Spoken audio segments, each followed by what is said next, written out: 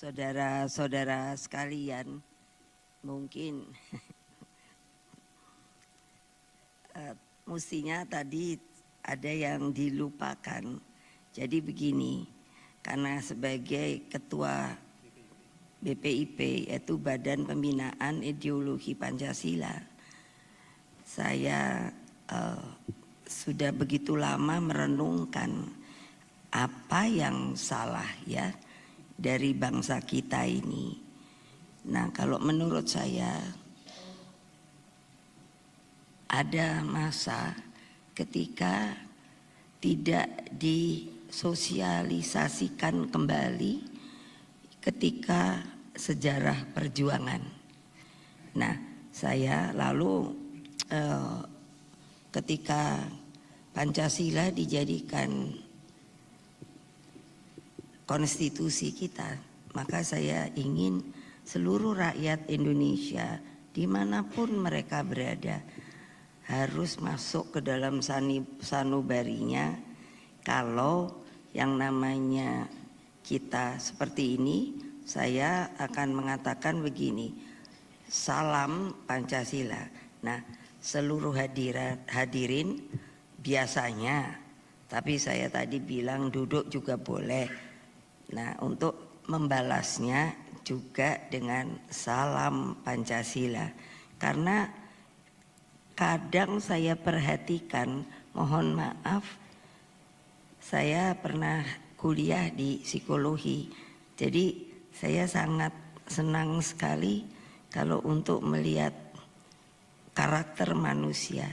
Jadi kelihatannya lama kesini kok kayaknya mereka itu berpikirnya sudah merdeka ya sudah merdeka. Nah, itu menurut saya tidak bisa didiamkan. Yang kedua adalah saya ingat omongannya bapak saya, proklamator.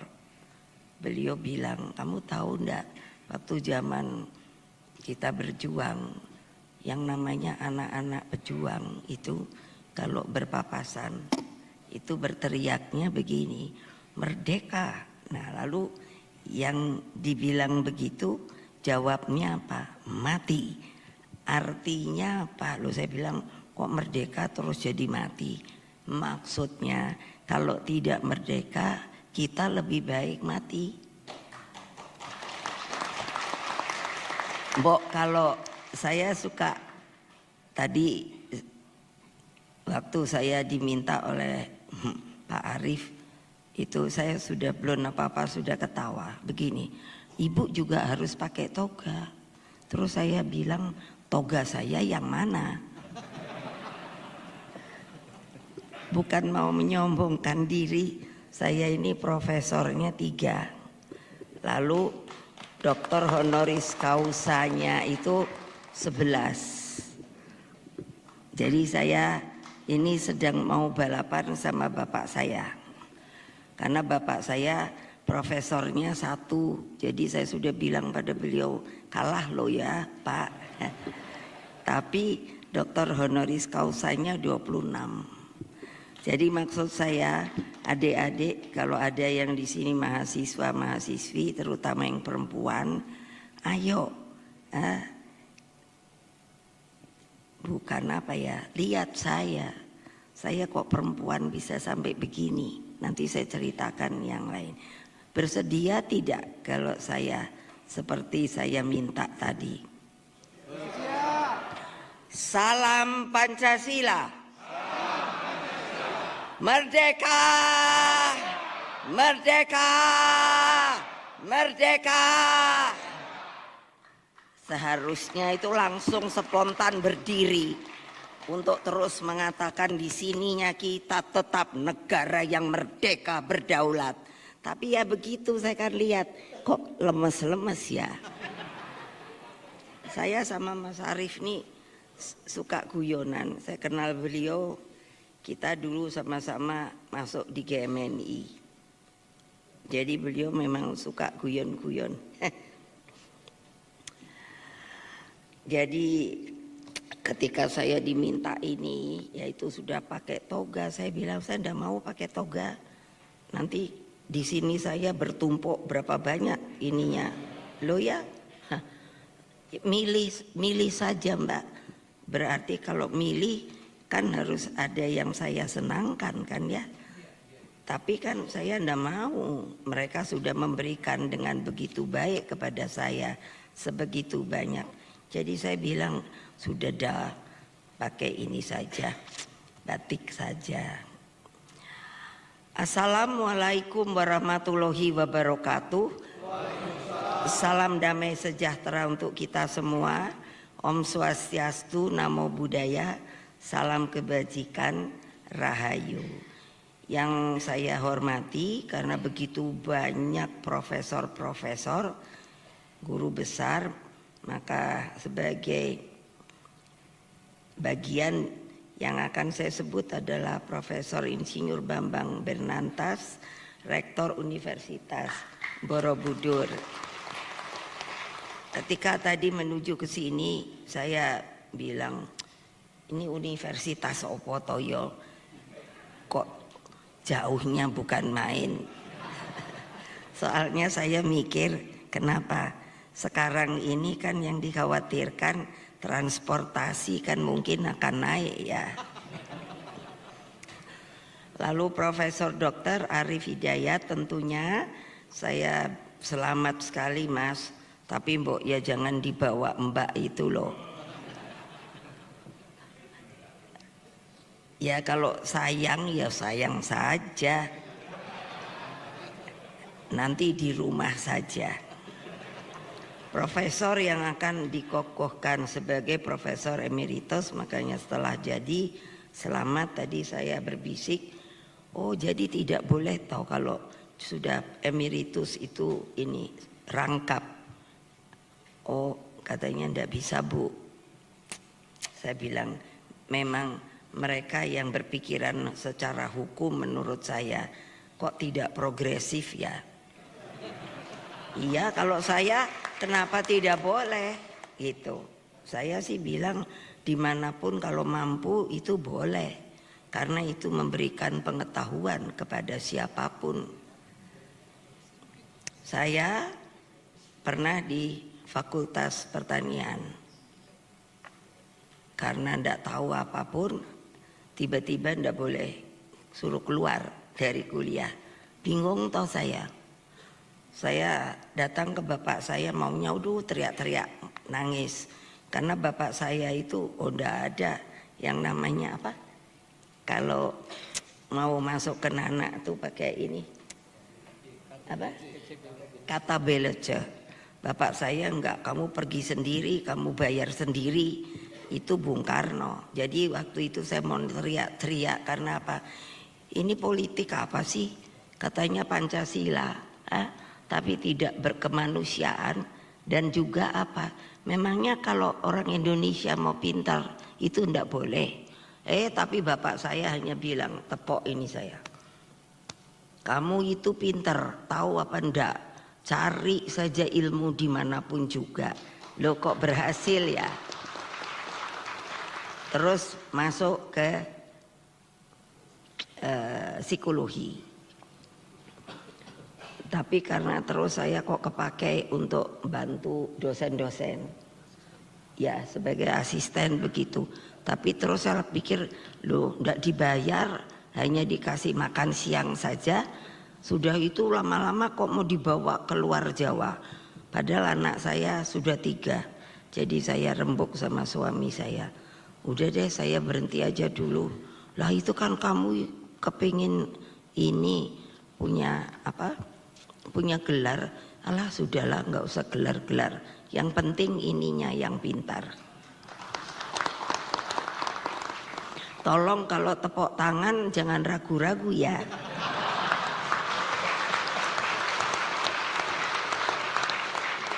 Susah-susah loh datangkan saya. Karena saya masih presiden kelima loh. Protokolnya ada loh. Nah, jadi kalau ndak mau tepuk tangan ya ndak usah.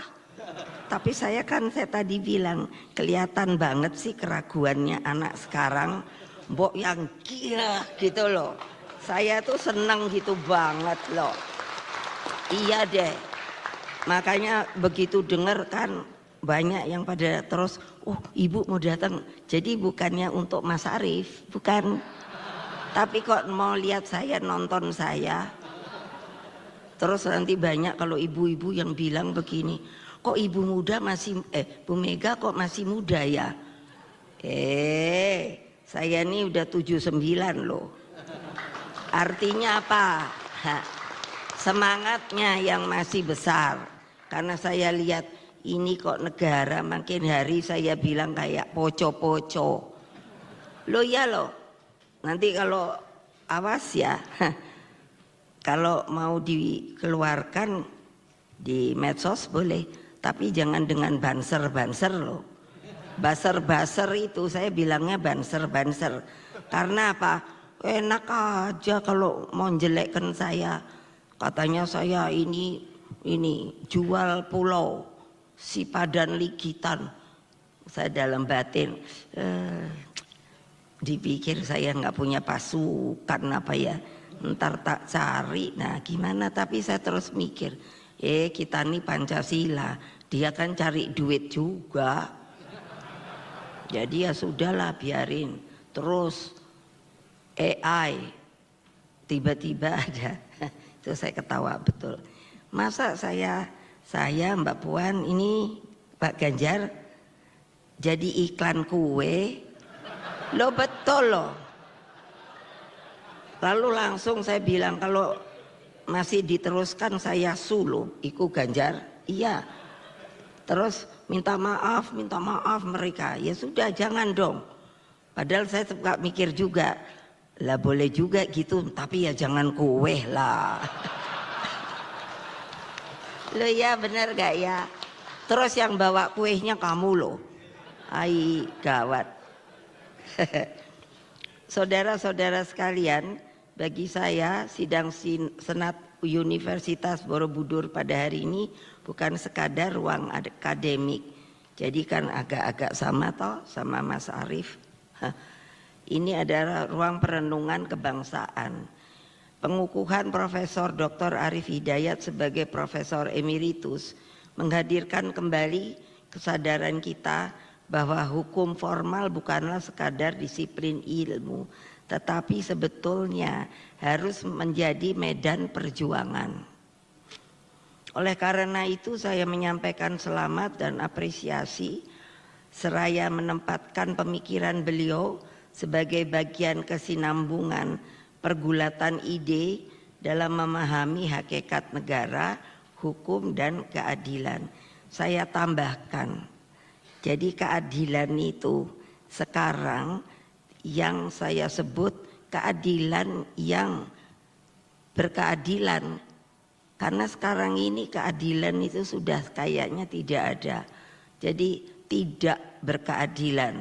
Jadi saya pikir ini gimana ya, saya sangat prihatin betul kalau saya melihat dari mereka yang menjadi orang-orang yang menjalankan hukum. Lah kok begitu ya caranya? Ini nanti tanggal berapa ya Hasto? Yang kuda tuli? Juli ya. Dulu saya tuh sudah makanya berpikir hukum formal Indonesia itu harusnya bagaimana toh? Karena bayangkan itu terkenalnya dengan kuda tuli ketika kantor kami di Ponegoro itu kan diserang. Lah saya sampai datang ke Menteri Pak Mendagri. Saya bertanya, loh partai saya itu sah kan? Sah kata dia. Lah kenapa kok saya kok saya diserang?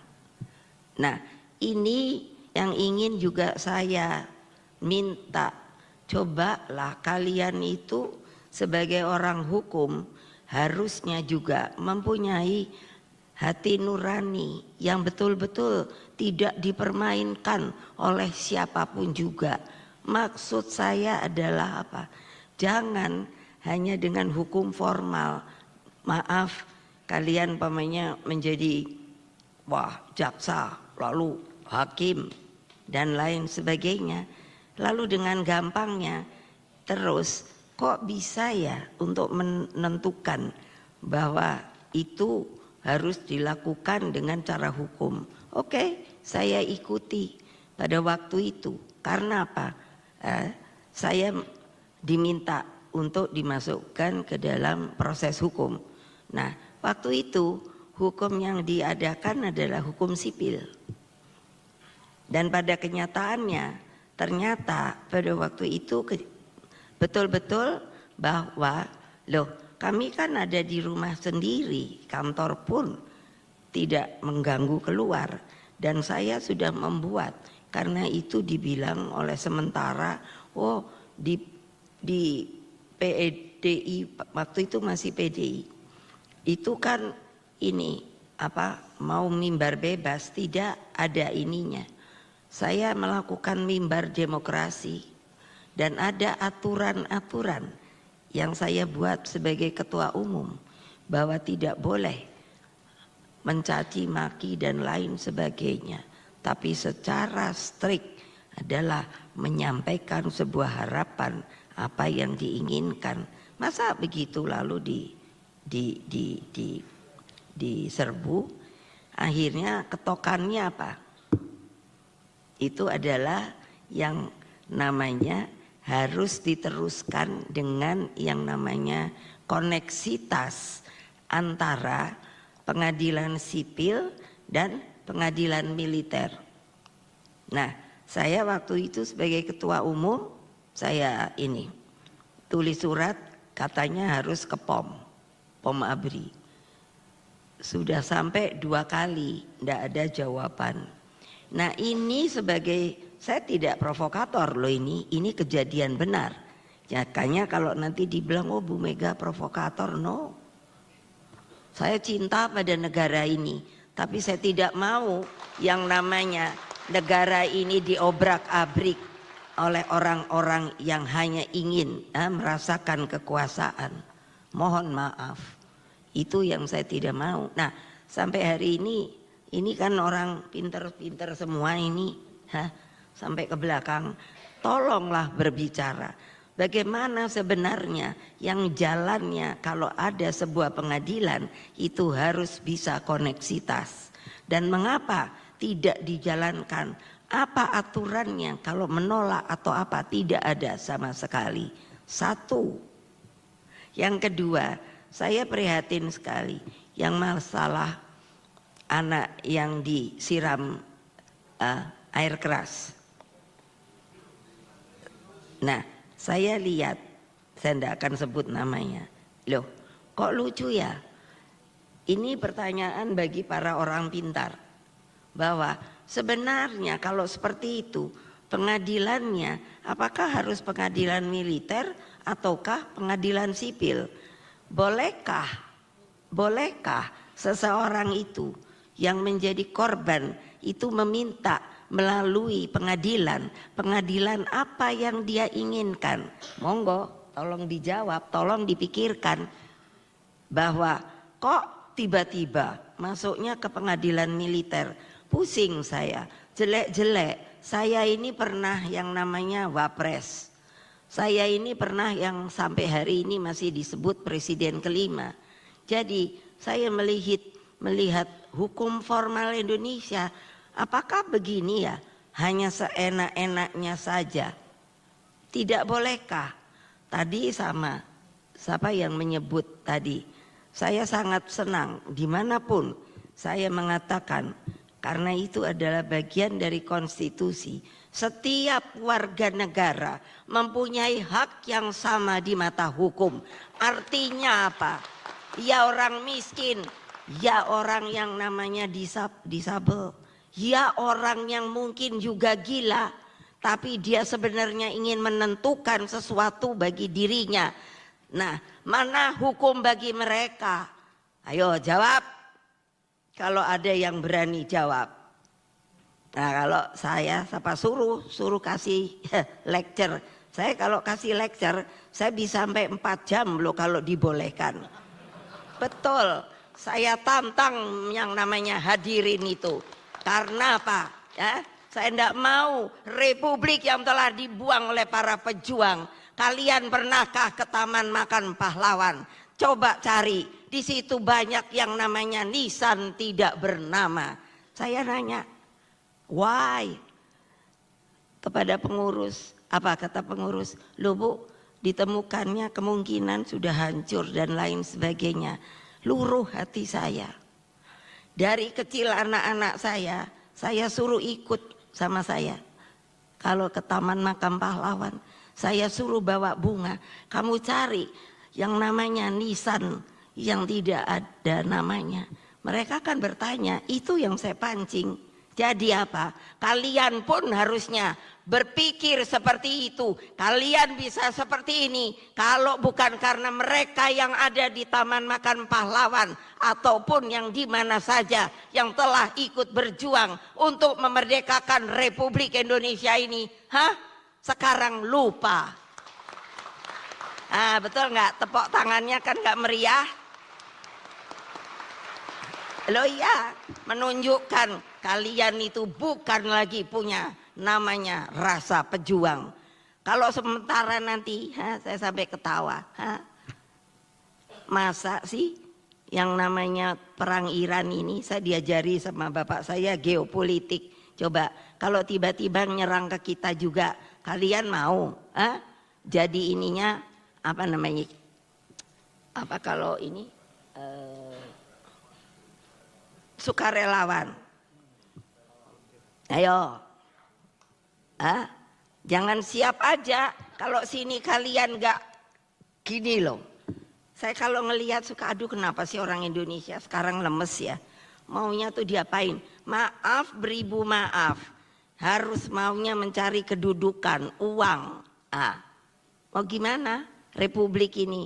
Tidak ada yang namanya ketika Bung Karno mengatakan kita mesti membuat Indonesia itu dengan apa? Nation dan apa? Character building, untuk punya karakter. Saya kalau maaf ya, nanti kalau udah dibilang oh Ibu Mega tuh komunis.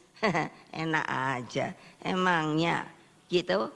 Loh, marhaenisme dibilang komunis. Loh, monggo ke sana. Itu adalah makamnya seorang petani Marhaen yang ketika bapak saya menanyakan kepada dia bagaimana kehidupan dia, maka dia berkata, semuanya saya punya.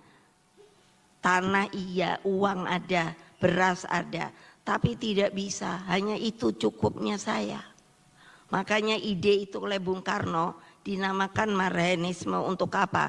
Setiap warga negara Indonesia mestinya mempunyai yang namanya kehidupan setidaknya seperti yang namanya Bapak Marhaen itu. Sekarang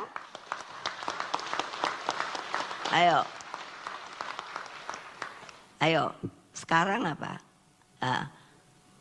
Yang nama pinjol lah. Loh ya, itu apa tidak ada yang melindungi? Ada. Jangan bohong loh. Ini yang ngomong presiden kelima loh. Ada. Ya nggak ada yang tepuk tangan tau, wedi kan? Berarti ada yang pada ikut pinjol. Online. Loh saya tuh mikir kipi itu maunya. Coba dong pikirkan anak-anak kecil baru keluarkan kapan itu ya? Apa? Pelarangan untuk tidak boleh ini apa? Dari HP-nya. Loh ya itu betul sekali. Gimana anak umur berapa?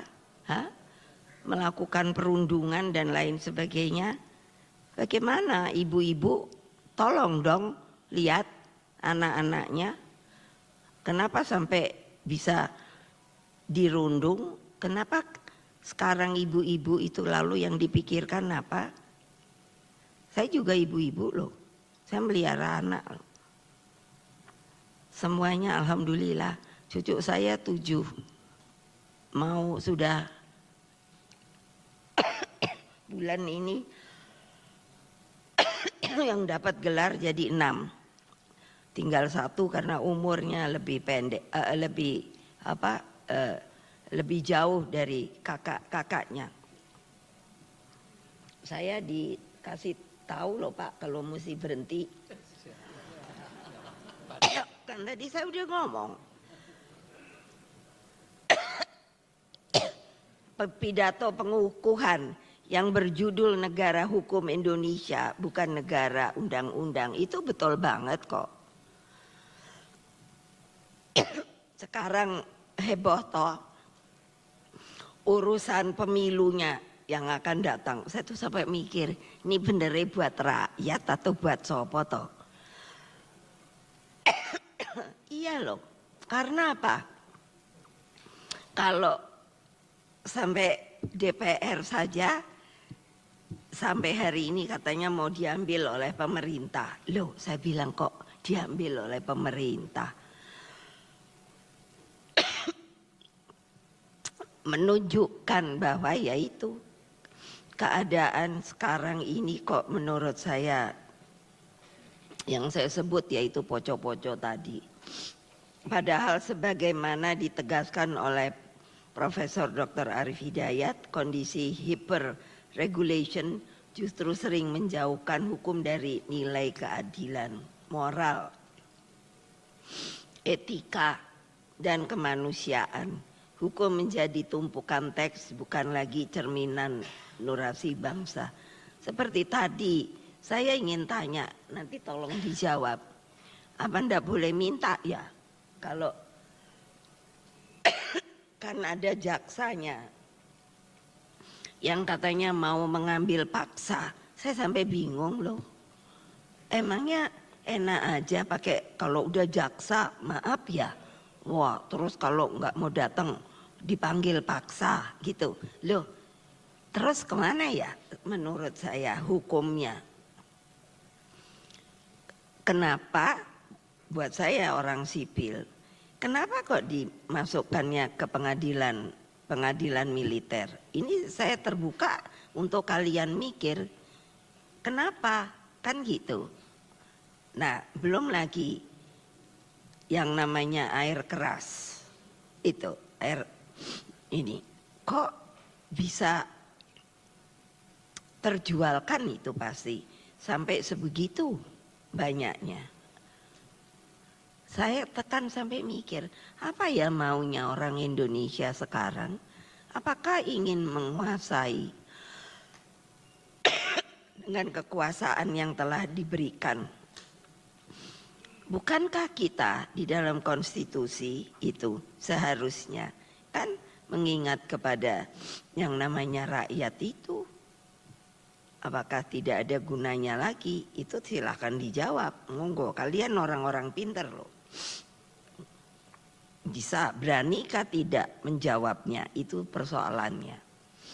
Dalam konteks ini saya ingin menegaskan kembali bahwa hukum Indonesia harus dipahami sebagai proses yang hidup, bukan teks mati.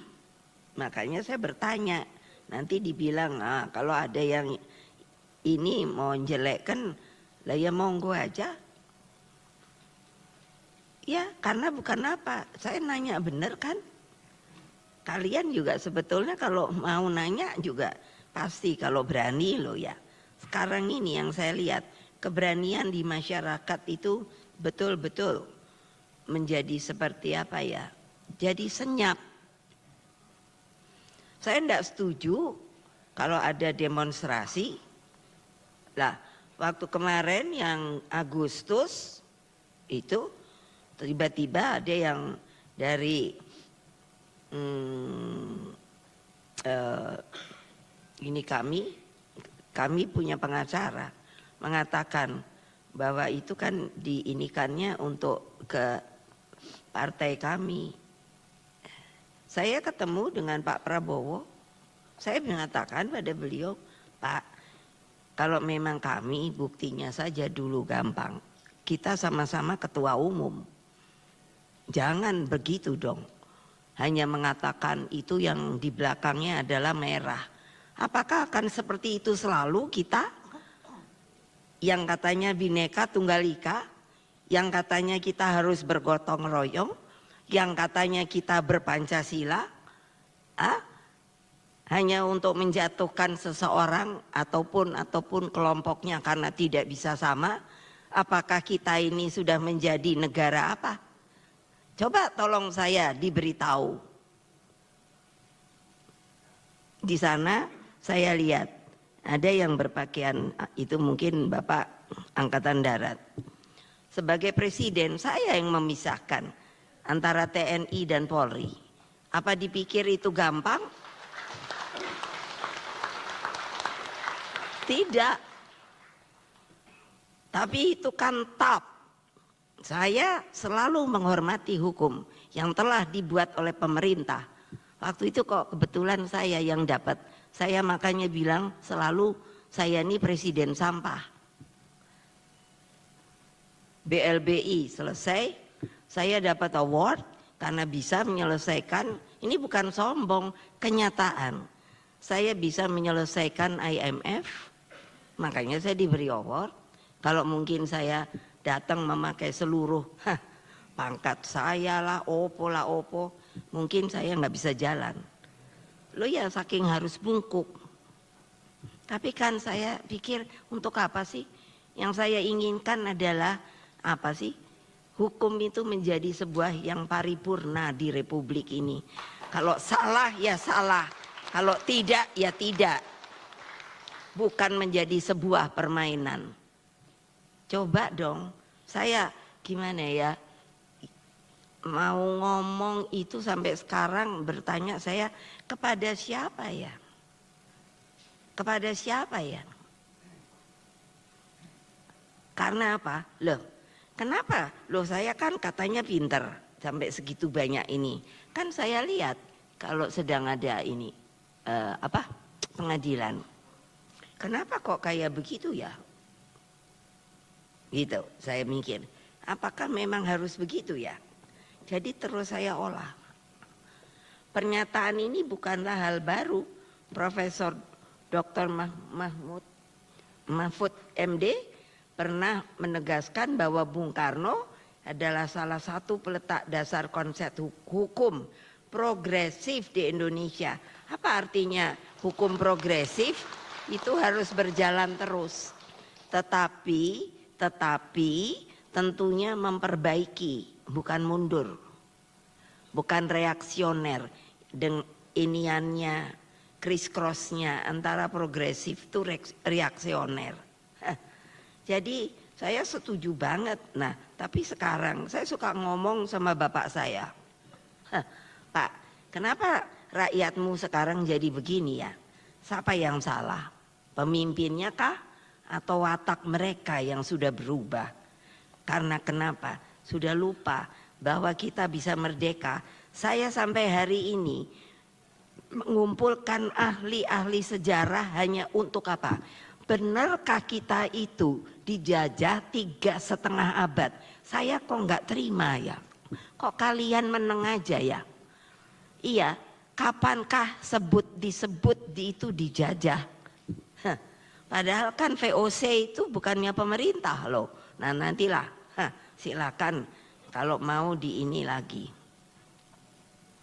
Bung Karno menempatkan hukum sebagai sarana untuk mencapai keadilan substantif dan kemanfaatan umum, bukan sekadar kepastian formal. Kalian apa ini ya, bukan karena beliau bapak saya. Itu karena seorang yang punya pikiran ke depan, visioner. Saya hitung, bapak saya itu keluar masuk penjara, dibuang berapa tahun? 22 tahun. Nah, kalian mau kayak bapak saya itu? Tapi karena teguh dengan cita-cita bahwa negara ini bisa kita bentuk, kita adakan gitu. Beliau terima saja. Saya suka bilang sama beliau, kok Bapak mau sih sampai gitu lama untuk menunjukkan bahwa apa yang saya katakan di dalam apa namanya kalau ini di pengadilan pembelaan itu bahwa ya pledoi itu saya bilang mereka itu kapitalis banget. Nah, beranikah kalian kalau situasional Indonesia mengalami seperti itu lagi, lalu kita tidak ada yang berani untuk mengatakan seperti apa yang sekarang saya katakan? Loh, lama-lama kok saya nggak tahan juga loh. Karena ini bukannya milik seseorang, Republik Indonesia ini adalah milik kita semua. Gimana sih? Lah, pikir kalau mau dijajah lagi, sampai saya mikir, saya kan pernah belajar genetika. Saya sampai mikir ini apa karena ada DNA-nya penjajahan masih ada ke dalam rakyat kita yang sekarang ini keadaannya seperti ini. Saya tuh pikir apa gunanya, karena saya pun di BRIN, Badan Riset Inovasi Nasional. Itu berapa sih researchernya? 8.144. Loh, saya bilang kamu orang pintar, bekerja dong buat Indonesia. Jangan hanya mencari yang beribu maaf. Jangan hanya mencari gelar-gelar atau membuat jurnal-jurnal.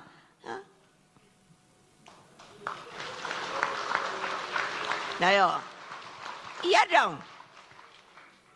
Loh, saya tuh sampai mikir, loh ini kemana toh pintere? Loh, mereka baru melongo ketika kali melihat saya, kenapa ibu yang dijadikan ini ya, ketua ya.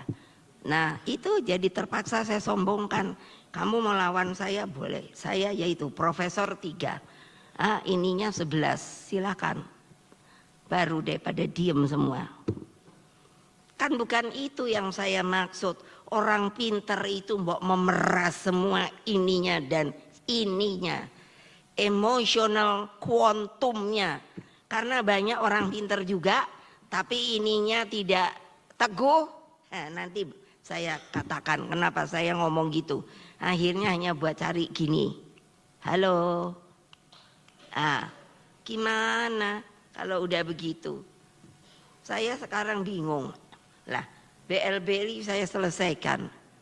Ketika itu US dollarnya 18.000. Setelah saya ini selesai turun sudah sampai 8.000. Coba bayangkan. Coba berpikir secara intelektual gitu. Nah, lebih jauh lagi Bung Karno dengan sangat tegas menyatakan bahwa hukum adalah kata kerja, bukan kumpulan pasal-pasal yang mati. Kata kerja itu artinya suruh dijalankan, tapi dengan berkeadilan. Hukum dibuat untuk manusia, untuk melayani manusia, bukan manusia untuk hukum. Nah itu yang pertanyaan saya. Tidak bolehkah yang namanya si Yunus ini itu meminta, loh apa nggak punya hak sih? Punya apa tidak Pak? Sebetulnya. Nah ini pada gini-gini. Lah tapi kenapa dibawanya ke pengadilan militer? Aneh buat saya. Ayo ini Bapak militer. Lo ya pakaiannya yang saya tahu. Ya saya sebut aja Bapak militer. Lo iyalah. Jangan begitu dong. Kan jadi bagaimana ya? Coba. Saya bingung. Oleh karena itu apabila ada prosedur formal tidak memenuhi rasa keadilan dan tidak memberi manfaat bagi masyarakat, maka meminjam ungkapan Bung Karno kembali, keadilan yang hakiki itulah yang harus diperjuangkan. Nah, masa masih dikatakan yang hakiki diperjuangkan? Jadi sampai hari ini yang hakiki itu belum berkeadilan benar-benar. Ya gimana kalau begini orang pinternya? nggak berani dengan lantang mengatakan, kenapa sih? Saya heran loh ngelihat ini kenapa ya. Saya sampai betul loh, saya liatin ini. Oh, tidak bisa hakimnya. Kalau ini tetap nanti akan kami paksa. Saya pikir ini apa toh? Pengadilan apa toh ini? Nah, silakanlah situ yang pintar-pintar mengatakan benar apa tidak. Hadirin sekalian, Pancasila harus menjadi sumber dari segala sumber hukum. Sekiranya falsafah ketuhanan, kemanusiaan, persatuan kebangsaan, demokrasi politik dan ekonomi, serta keadilan sosial benar-benar dapat dipahami, maka di seluruh sila itulah pasti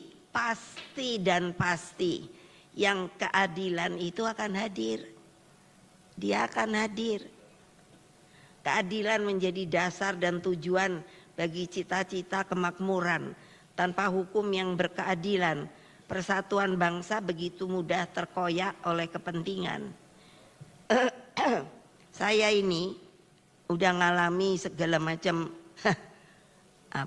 kehidupan manusia lah. Bayangkan, saya tuh sampai bingung sendiri. Saya pernah dipanggil polisi 3 kali waktu zaman Orde Baru. Ya. Coba, saya tuh sampai mikir gini, kok polisi manggil aku kok enak banget yo. Lah saya kan minta ada pengacara. Tolong yang mau ditanyakan apa toh? Oh tidak bisa, harus datang saya sampai 3 kali. Terus ke kejaksaan, ya gitu. Terus yang tukang ngetiknya itu kan dulu ngetik belum ada komputer atau apa itu. Ini kan mesti banyak pertanyaan. Dari jam 8 pagi sampai jam 8 malam. Bayangkan, bolak-balik itu pertanyaan diulang-ulang, di bla bla bla bla bla bla bla. Akhirnya saya terus nanya sama dia yang nanya, terus dia yang ngetik. Sampai dia bilang gini, Mbak, boleh nggak kalau nanti udah gini saya bacain, nanti saya ketik, Mbak lihat cocok enggak seperti apa yang ingin situ sampaikan. Lah bayangkan dari jam 8 pagi sampai jam 8 malam. Terus saya cuman bilang gini, itumu mana toh? Apa? Bosmu? Pokoknya apa sih yang kalau ada dari atasan kan selalu begitu. Siap, ini adalah dari komandan. Apa saya dipikir enggak tahu? Lah, tahulah saya. Kalau orang selalu mengelaknya begitu, makanya kalau sama pengawal saya, awas loh ya kalau kamu bilang nih suruhan komandan, no, siap karena kamu itu tahu apa tidak tahu. Lo gitu dong. Nah sudah toh, ternyata apa? Katanya karena nggak dapat ininya. Ya udah, kalau saya mau ditahan, saya ini istri orang, tahu nggak? Saya bilang, datang kayak bosnya. Terus ini, dan saya hanya tidak mau kalau saya dibilang PKI, saya Soekarnois, yes, itu aja. Enak banget, pakai terus apa? Cap stempel gitu. Ya udah, enggak, nanti ini kami pulangkan. Enggak, saya nggak mau pulang sama kalian. Nanti dipikirnya saya udah tahanan. Ini pengalaman hidup saya loh. Jadi kalau mau dibilang provokator nggak ada, emang gitu kejadiannya di meja gedung Bundar itu loh, saya ingat. Nah, tapi yang saya seneng apa? Waktu saya presiden ada hari Adiaksa, iya kan? Iya, saya nanya sama ini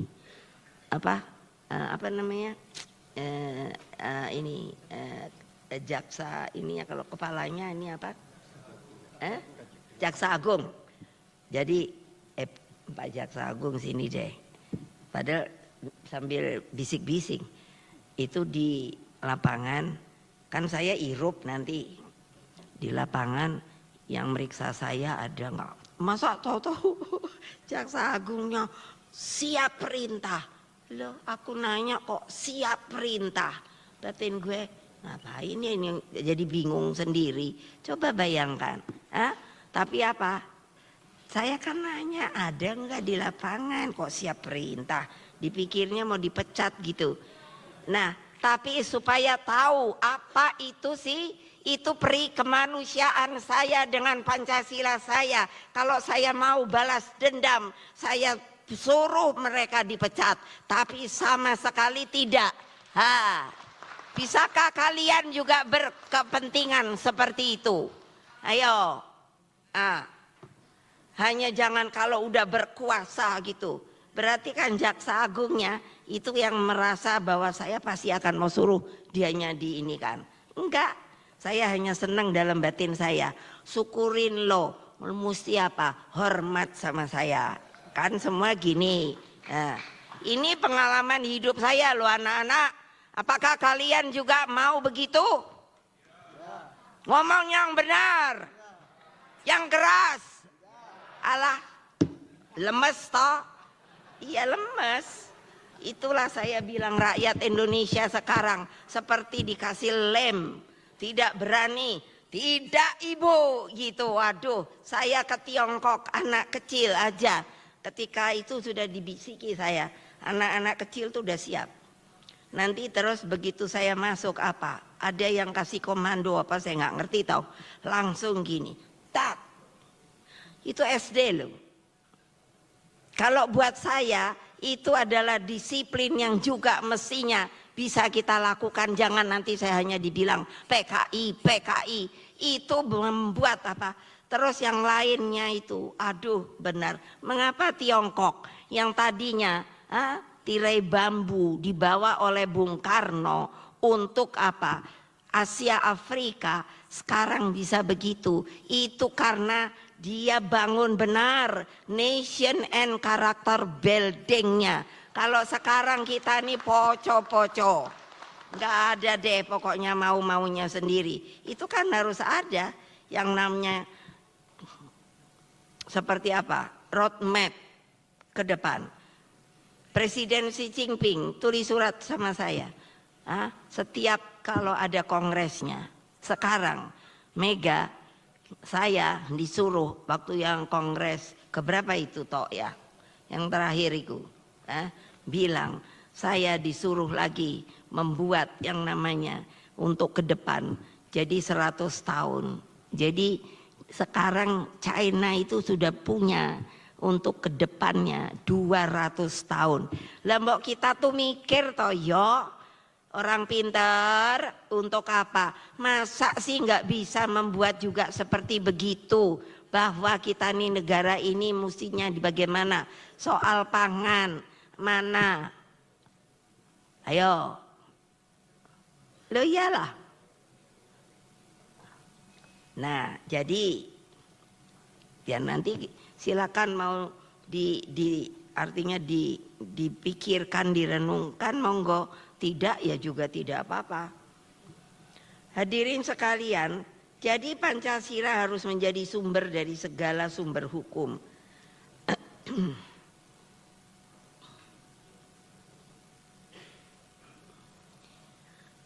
Sekira falsafah ketuhanan, kemanusiaan, persatuan kebangsaan, demokrasi politik dan ekonomi, serta keadilan sosial benar-benar dipahami, maka di seluruh sila itulah betul keadilan itu akan berjalan dan hadir. Keadilan menjadi dasar dan tujuan bagi cita-cita kemakmuran. Tanpa hukum yang berkeadilan, persatuan bangsa begitu mudah terkoyak oleh kepentingan.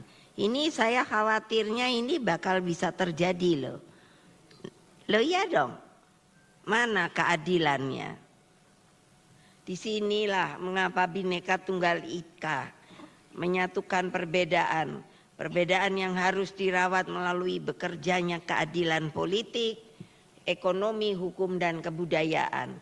Guna memastikan agar keadilan bekerja, maka Pancasila juga harus dipahami dalam perspektif historis. Nah itu tadi, dari proses kelahirannya. Sekarang udah banyak yang pada lupa bahwa yang namanya korban itu berapa gitu. Coba dong pikirkan, masa kita hanya mau begini duduk-duduk enak-enak gitu loh. Pancasila adalah saripati dari cita-cita kemerdekaan Indonesia yang digali oleh Bung Karno. Itulah beliau sampai 22 tahun saya bilang mendem aja.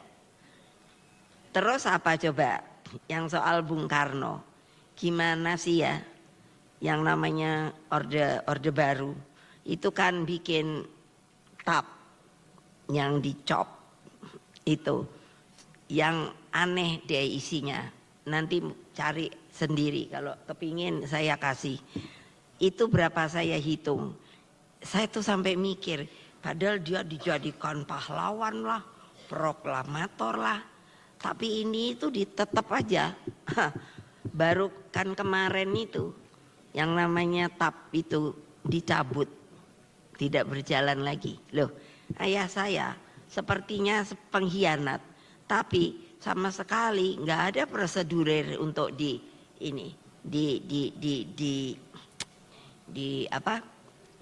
pengadilan, nggak ada loh. Saya bolak-balik ke Seknek menanyakan status Bung Karno ini apa toh, supaya tahu. Padahal dibilang bapak bangsa lah, opo lah. Dari aspek historis ini kita diingatkan bahwa Pancasila juga melekat dengan narasi pembebasan. Maknanya hukum yang bersumber dari Pancasila bersifat membebaskan dari berbagai bentuk penyalahgunaan kekuasaan.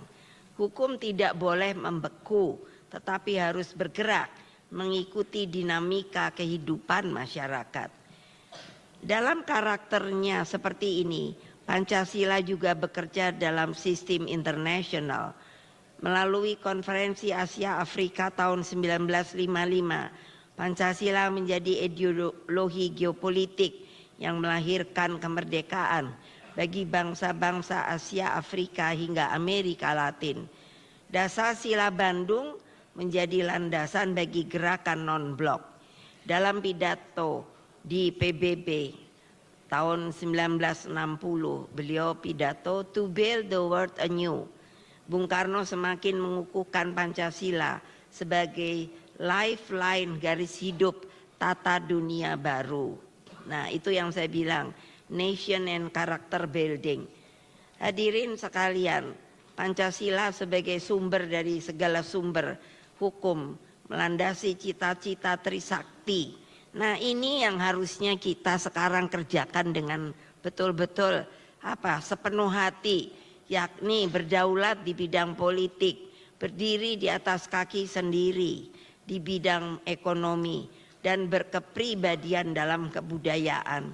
Perwujudan Trisakti ini memerlukan syarat penting, yaitu demokrasi politik dan ekonomi yang ditopang oleh supremasi hukum. Nah, dengar, supremasi hukum, tapi yang berkeadilan. Tanpa supremasi hukum, Indonesia pasti tidak akan mencapai cita-cita proklamasi 17 Agustus 1945. Dalam kerangka ini, Pancasila menjadi fondasi yang tidak tergantikan. Jangan ada yang coba-coba orang Pancasila itu kok kuno. Mbok mikir deh, Amerika itu yang namanya Declaration of Independence itu sekarang mungkin udah mau masuk 250 tahun. Betul apa tidak? Lah, apa artinya? Biar heboh gitu, konstitusinya itu tetap dipegang karena menghormati para pendahulunya. Coba. Nah, kita udah ada yang mulai ngomong, udah nggak cocok lagi Pancasila itu, katanya mesti nggak tahulah saya bilang, orang yang kayak gituan itu jangan deh jadi warga negara Indonesia.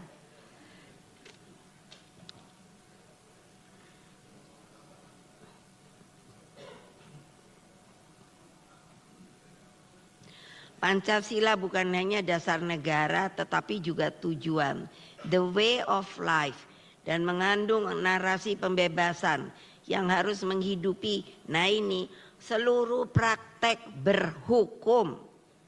Nah gimana yang barusan kasus saya tanyakan, ia adalah sumber nilai yang memastikan bahwa hukum tidak menyimpang dari tujuan utamanya, yakni keadilan sosial bagi seluruh rakyat Indonesia.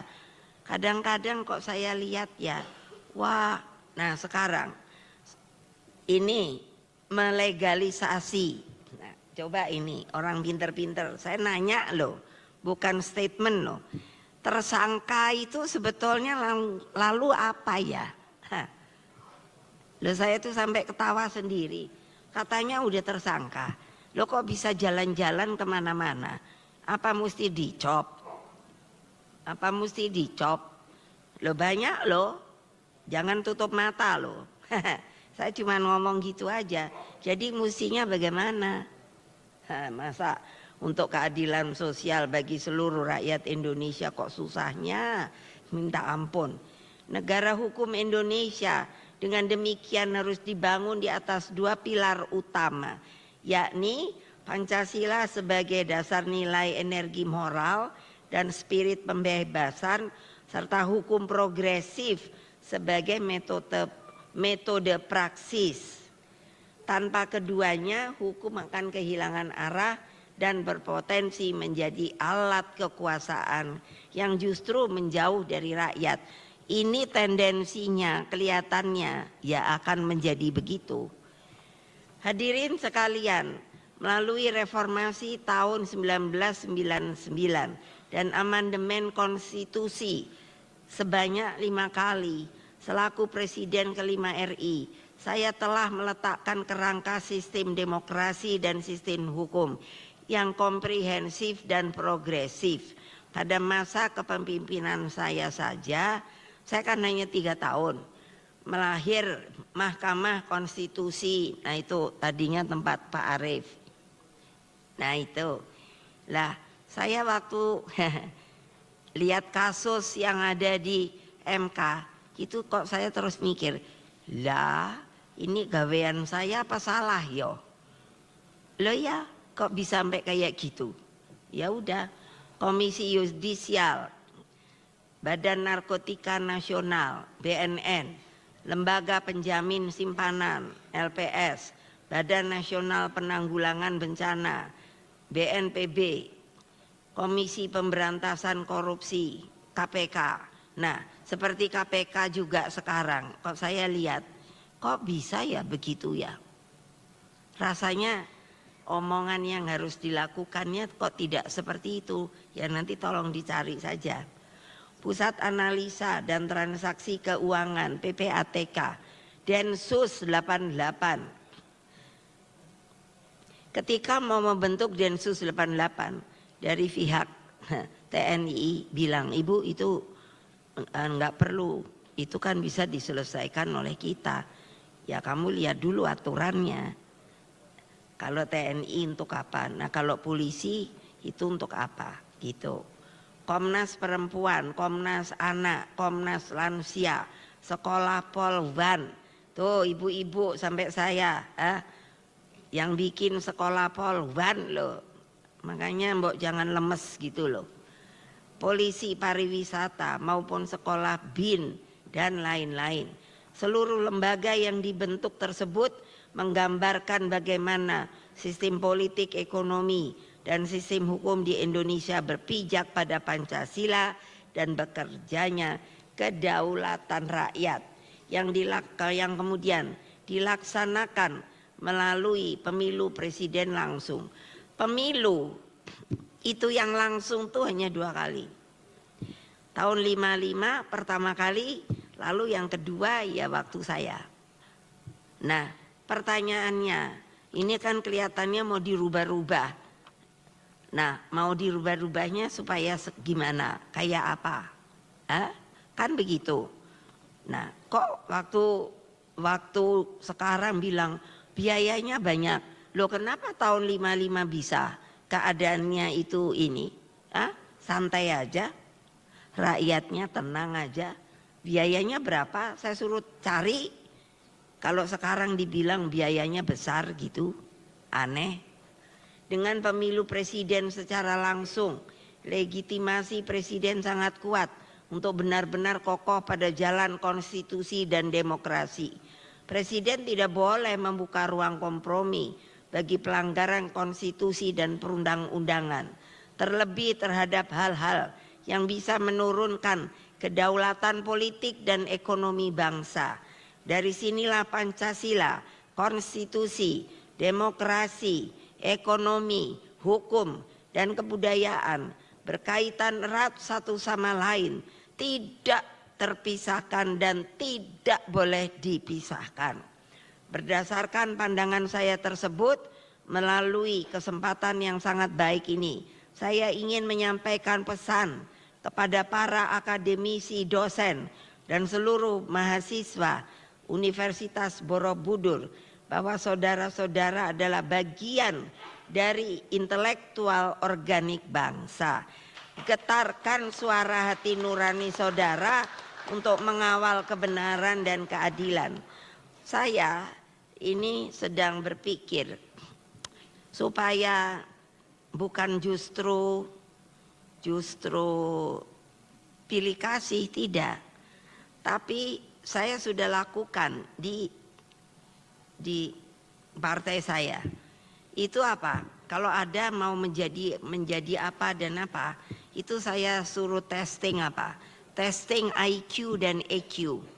Jadi intelektual kuantum dan emosional kuantum. Supaya apa? Ya supaya jadi nggak kayak sekarang. Yang saya lihat tidak kompeten. Lah kok bisa jadi komisaris ya? Loh, betul apa tidak? Nah, mbok gitu toh. Masa saya suruh ngomong sendiri terus gitu? Apa sudah ngantuk ya? Kalau saya di partai saya, kalau ada yang ngantuk, betul loh, kamu keluar, cuci muka dulu. Enak aja, saya suruh ngomong sendiri. Kan sambil gini saya liatin, udah mulai ada yang ngantuk apa belum ya gitu. Betul loh, untung kan ini bukan kuasa saya di sini. Kalau kuasa saya suruh cuci muka. Ya enggak lah. Saudara tidak cukup hanya menjadi penghafal teori. Jadi tetapi harus menjadi penggerak perubahan. Jadi apa sih? Itu kan yang tadi saya bilang jurnal itu loh. Lah, kayaknya kalau ibu saya sudah memasukkan dan diterima jurnal saya di internasional. Aduh, saya lemes dah. Emangnya untuk apa? Kan itu untuk kepentingan manusia. Nah, ini saya sedikit nyeleweng. Maksudnya gini, saya juga sedang memperkenalkan hak atas kekayaan intelektual. Why? Karena itu sudah masuk ke dalam hukum internasional. Jadi apa? Jadi kok nggak ada ya dari pemerintah pun berpikir bahwa kalau itu dipatenkan itu bisa mana ya? Saya tadi lihat Pak Lauli, mana dia orangnya? Ya betul Kak, betul kan? Betul nggak? Waktu dia jadi menteri, saya suruh dia bikin apa? Departemen atau apa itu? Untuk apa? Untuk paten. Nah, tolong ini juga disosialisasikan. Kasihan dong, karena dengan hukum internasional istilahnya siapa dulu, siapa dapat. Nah, bagaimana? Padahal anak-anak kita tuh banyak yang pintar loh, yang membuat betul-betul bikinannya sendiri. Itu kan begitu, nanti boleh nanya sama Pak Lauli. Nah, jadi saudara tidak cukup hanya menjadi penghafal teori, tetapi harus menjadi penggerak perubahan. Jadi apa? Di mana-mana praktek itu sebetulnya mudah. Dulu Bung Karno maunya saya coba itu bisa terus. Waktu saya di Pajajaran masuk ke Fakultas Pertanian, baru semester 1 aja sudah harus turun ke bawah. Namanya turba, turun ke bawah. Untuk apa? Saya akan nanya sama bapak saya sendiri. Supaya kamu nggak penuh dengan teori, tapi kamu sudah bisa langsung berpraktek. Dan itu prakteknya kan tentu dengan petani dan lain dan sebagainya. Saya sekarang nggak tahu bagaimana yang namanya orang mencari titel itu. Jadikan ilmu hukum sebagai alat pembebasan, bukan menjadi alat untuk mengungkung, sebagai sarana untuk memperjuangkan keadilan. Betul loh, sekarang hukum ini dipakai untuk ini. Dan sebagai jalan untuk mengabdi kepada rakyat. Nah, saya dari kehidupan saya, lalu saya suka ngobrol kan banyak sama orang. Lalu saya mikir, perenungan saya itu bagi seorang manusia, kalau mau menjadi seorang yang bergerak di nation and character building, kok menurut saya punya apa? Yang pertama adalah keyakinan, yang kedua adalah keteguhan, yang ketiga adalah keberanian, lalu yang keempat adalah kesabaran. Dan apa? Ini harus di blending menjadi satu dan menjadi kebenaran. Saya membaca perjalanan yang namanya Buddha Gotama. Dia itu ada tulisannya yang sekarang saya taruh di kantor saya, dan saya selalu mengomong hal ini adalah apa? Kebenaran itu apapun juga, kapapun juga, mau cepat mau lama, tetapi pasti menang dengan nama Satyam Eva Jayate. Itu Buddha Gotama loh. Jadi kalau macam-macam yang tadinya saya lihat ini piye toh caranya mau ngurus republik ini, yang menurut saya sudah apa ya, kehilangan orientasi dan makna bernegara. Dengan Pancasila dan 5 hal pokok tersebut, jangan biarkan hukum menjadi kering dari nilai. Jangan biarkan hukum kehilangan keberpihakannya. Dan jangan biarkan Pancasila hanya menjadi slogan tanpa makna. Makanya tadi saya bilang salam Pancasila. Akhirnya saya kembali menyampaikan penghargaan yang setinggi-tingginya kepada Profesor Dr. Arief Hidayat. Pemikiran beliau adalah pengingat bagi kita semua bahwa negara hukum Indonesia harus terus diperjuangkan sebagai sebuah negara hukum yang hidup, yang berpijak pada nilai, bergerak bersama rakyat, dan berorientasi pada keadilan yang substantif. Saya waktu di MK itu, saya lihat beliau, aku seneng deh, aku lulus dada saya, karena malu saya, kok MK jadi gitu ya yang saya buat. Masih ada rupanya yang namanya apa? Hakim MK ya. Namanya Hakim MK ya. Iya, yang apa namanya? Bukan. Apa? Kalau berseberangan namanya apa?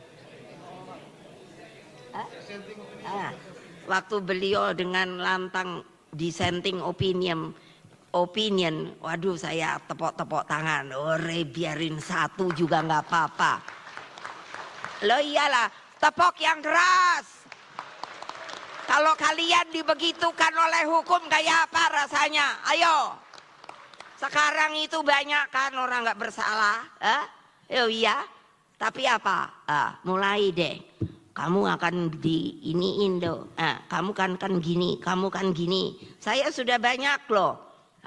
Yang nama orang-orang yang akan diperlakukan secara tidak baik oleh hukum yang ada di Indonesia itu. Betul loh.